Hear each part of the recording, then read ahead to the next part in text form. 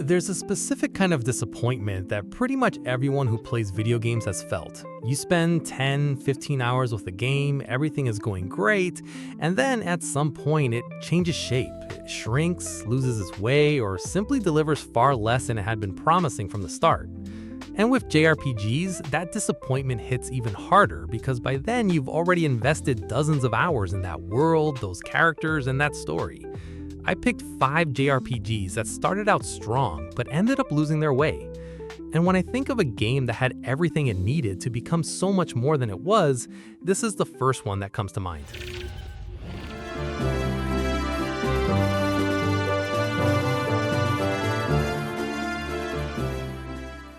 Xenogears started as an idea from Tetsuya Takahashi, pitched while Final Fantasy VII was still in development. Hiromichi Tanaka, who had already worked on the early Final Fantasy games, came on board too. It came out in 1998, and Disc 1 delivers on everything. You play Faye, a small village painter who turns out to know how to fight a lot better than a small village painter should, and within a few hours the game's already thrown you into giant robots, imperial politics, religion, and 10,000 years of buried history. The combat's turn-based, and there's a genuinely good hook to it. You spend points on weak, medium, and strong attacks, and stringing the right sequences together permanently unlocks special combo moves. Inside the gears, the robots, the whole logic switches over to fuel management. 2 completely different systems living in the same game. Then, Disc 2 happens. Disc 2 is Faye and Ellie sitting in a dark room narrating the rest of the story while static images play behind them. You don't play the climax. You sit there and read it. Every so often the game remembers it's a game again, but that's the exception, and most of this too turns into a visual novel bolted onto the back end of an RPG you paid to play. The rumor at the time was that Square pulled Xenogears' budget to go finish Final Fantasy VIII. Knowing Square, I wouldn't put it past them. Except, in 2017, Takahashi gave his own version of the story in an interview. The project was almost entirely staffed with new young employees, at a moment when 3D was still new to everyone, and the company had a hard 2-year limit on every project. So, on top of making the game, the team had to train itself, and Square only gave them 2 years to do both. There wasn't enough time. Management's suggested fix was to just end the game after Disc 1. Takahashi thought that would leave players hanging, so he proposed the slideshow. Disc 2 shipped the way it did as a patch that avoided a worse mistake. And he said on record that he'd do the exact same thing again. By 2003, the game had shipped around 1.19 million copies worldwide and turned into an absolute cult classic. Even with Disc 2 being so much weaker than Disc 1, this is still a game worth playing. Accomplish in your condition, you can't even hold your gun steady. While Square was busy dealing with all that, one of its own employees decided to just walk out the door. That was Hiroki Kikuta, the composer behind Secret of Mana and Second Densetsu 3. Except he didn't want to spend the rest of his career writing soundtracks. He wanted to direct his own game. And inside Square, that door basically didn't exist. So Kikuta left, found funding through SNK, and in April 1997 founded his own studio, Saknoth. A handful of other Square veterans came with him. The studio's first game was Gaudelka. I think I'm pronouncing that right. It came out in Japan in December 1999 through SNK, then reached the West the following year through Infogrames. Gaudelka is a horror RPG set in the 19th century inside Nemeton Monastery in Wales, and the team actually traveled there to research the setting. Every line of dialogue was recorded in English. That sounds normal today, but in 1999 it was still rare, especially for a Japanese RPG of that size. The characters are adults, the tone is serious, and the exploration is basically survival horror. Pre-rendered backgrounds, fixed camera, straight out of Resident Evil. So far, Gaudelka sounds like a great project. Then, you walk into a fight. Gaudelka runs on a turn-based grid system, and it's slow in a way that's hard to explain today without sounding like an exaggeration. You pick a command, you wait, the order goes through, you wait some more, the character finally does something, and then you wait again. Want to move before you attack? That's a whole separate screen. And that's before the load screen just to enter the battle in the first place, because apparently the game needed a moment to think it over too. At the time, RPGF Fan called it the slowest traditional RPG they'd ever played, and it's not hard to see why. One ordinary fight against one ordinary enemy can run several minutes, and most of that time is spent staring at a screen where absolutely nothing is happening. Even the grid doesn't change. It looks identical from your very first fight to the final boss. And this wasn't even the system Kikuta wanted. His idea was action combat, with Resident Evil as the reference point. The rest of the team wanted something closer to the RPGs Square was already making. They argued about it. The team won.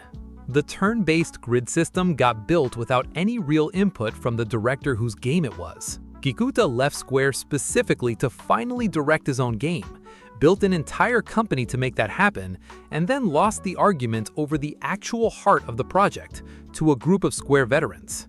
After release, he resigned as Saknoth's president.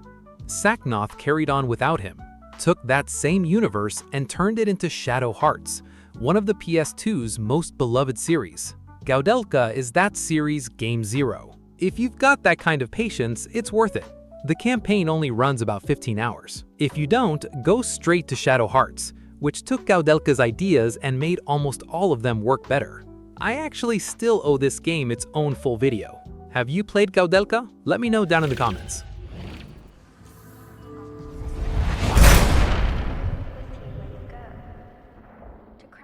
Now for a jump of almost 20 years all at once. Final Fantasy XV was announced at E3 2006. Yes, 2006. Except back then, nobody called it that. It was Final Fantasy Versus 13, and it belonged to Tetsuya Nomura and a chunk of the Kingdom Hearts team. The project sat in development for years. Then in 2012, it jumped to the new console generation and quietly turned into Final Fantasy XV inside the building. That's also around when Hajime Tabata took over as director. By his own account, when the switch happened, Versus 13 was sitting at about 20 to 25% done. The game finally came out in November 2016, 10 years after that first announcement. The first half is genuinely great. You get an open world, road tripping with 4 friends, there's fishing, you can pitch camp. Combat is real-time, with a sword teleport dash, team-up attacks, and a map big enough that you forget there's a main plot going on at all. Then you take the boat to Alticia, and the game decides the open world is done. From there, it's a hallway. One linear stretch after another until you hit Chapter 13, a massive gray military base with all the personality of an empty parking garage. You spend ages walking through it alone, stripped of most of your usual moves. Open door, grab key card, open another door. Somewhere in there, you start wondering if anyone on the team actually played this section start to finish. The problem isn't even the linearity. It's that the story stops making sense around the same time. At some point, you just stop and think, okay, but what is actually happening right now? To really follow it, you need to go watch the other stuff that came out alongside the game, the movie, the anime. Take Luna. The game treats her as the single most important person in Noctis's life, except she's barely ever in the same scene as him. It talks about this romance like it's the emotional core of the whole story, and the two of them play out like they live in different time zones. You roll credits and walk away with the feeling that a good chunk of the game never made it in. Over the next 2 years, Square Enix tried to patch what it could. In 2017, an alternate route for Chapter 13 showed up, except in that version, you play as Gladiolus and Ignis, and skip Noctis's half entirely. So the fix for the most hated section in the game was basically letting you not play it. Then came new scenes, a chapter select option, and eventually the announcement of a second wave of DLC meant to close up whatever gaps were left. Except, the following year, Hajime Tabata resigned, and shortly after, 3 of the 4 announced episodes got cancelled. 10 years of development, a game that shipped unfinished, a plan to fix it that also shipped unfinished. Even so, Final Fantasy XV had already sold extremely well, more than 10 million copies. Square Enix folded everything that did ship into the Royal Edition. That's the version worth buying today. By 2001, the PlayStation 1 was already getting a lot fewer games than before. The new generation had started, and everyone's attention was on the PlayStation 2. But stuff still trickled out on PS1, and one of those was Hoshigami Ruining Blue Earth, a Japanese tactical RPG developed by Max 5. This was also that studio's first and only game. The Final Fantasy Tactics influence isn't subtle. A world full of political intrigue, a war breaking out across the continent of Mardius, and somewhere in the middle of it all, some evil entity rises out of the shadows, threatening to wipe out all of Mardius. There are genuinely good ideas here. The first few hours give you memorable characters and great art direction. The problem, and you find it a few hours in, is the difficulty. The game basically forces you to stop and grind between fights, and any character who dies in battle and isn't revived before the fight ends is gone for good. Their replacement comes in at level 1. So here's the loop. You lose a unit in a battle that was already brutally hard. To replace them, you recruit someone at level 1 who, depending on the mission, can die if a feather so much as lands on them wrong. To make that recruit useful again takes hours of grinding, and while you're grinding, the next mission is still exactly as hard as it was. You're constantly playing catch-up with the game, and the game never once waits for you. This masochistic little game ended up with a 62 on Metacritic. Everybody complained about the same things: a nearly vertical learning curve, battles bordering on impossible, and grinding that was both absurd and mandatory. The individual systems got praised. None of them made up for the rest. It even got a second chance. In 2007, Arc System Works made a remake for the Nintendo DS, Hoshigami Remix, specifically trying to bring the difficulty down. Hoshigami had good ideas scattered everywhere. None of them are enough to save a game where you can die because a feather landed on you.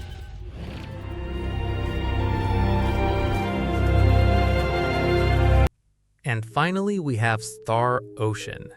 The series had gone 7 years without a new mainline entry. The last one was The Last Hope. Plenty of people liked it, while plenty of others thought the story was just okay.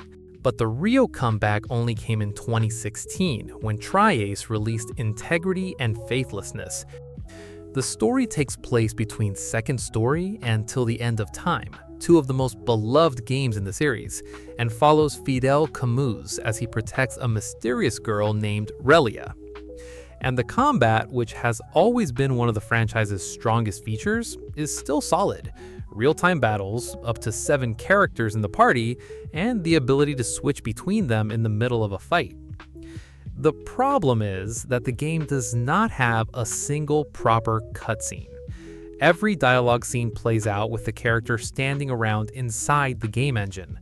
The same small handful of areas are reused throughout the entire game to stretch out the runtime because the game itself is short and the world is very limited. On top of that, the companion AI is terrible and the crafting system is poorly designed. Reception was mixed among both critics and players. A PC version was even considered at the time, but it never happened, probably because the game sold well below expectations. But now I want to hear from you. Do you agree with this list? Disagree? What other RPG had a lot of potential but never fully lived up to it? Let me know in the comments which game also deserved the spot here. I probably forgot 3 or 4 of them, but then this video would have been way too long. And if you enjoyed the video, leave a like and subscribe to the channel, because there's a new video about RPGs and JRPGs here every week. I'll see you in the next one.